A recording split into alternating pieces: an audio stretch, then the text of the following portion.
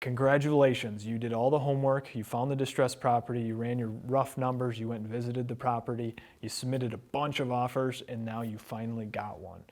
You finally have your first potential flip. The tricky part now is getting it to closing.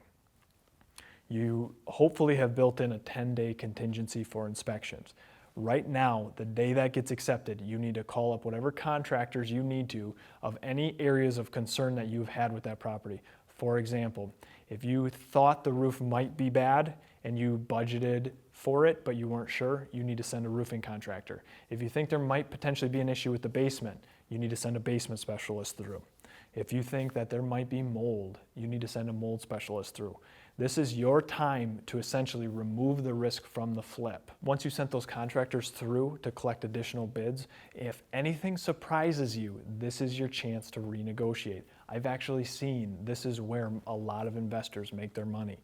And what I mean by that is most investors beginning out will just reject buying a property. They have a home inspection in there and the mold came back and it was just a ridiculous bid that they would say, you know what, I'm out, it's too big of a project. But if you have a mold specialist saying, let's say that this job is $10,000 to fix the mold that's in this property, there's nothing stopping you from going back to that seller and negotiating a $15,000 reduction on that property.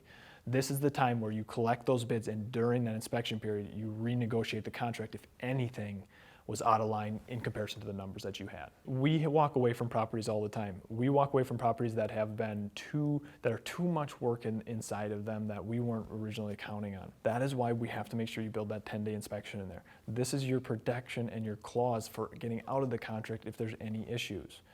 I have seen serious investors waive their right to an inspection, but I only recommend that after you've been doing this a very, very long time and you feel very, very confident of what you're getting into.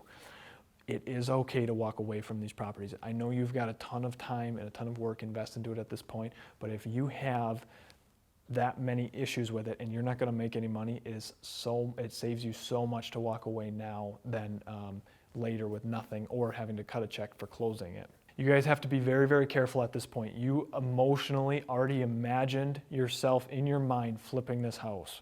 You've already imagined yourself doing the demo and hiring the contractors and making it beautiful and then showing it off to all the neighbors once it's completed. We are not at that point yet. If these numbers come back, it is okay to walk away. If these bids are too high, you need to walk away at this point. If all the bids come back in and everything is great, then we move on. Then we keep the process going. But this is your point. This is your safety net. Imagine you're walking a tightrope. These inspection and financing contingencies are that safety net underneath you. Once they're removed, it's done, and you're in that project. You have no more legal you have no more legal ways of getting out of that contract.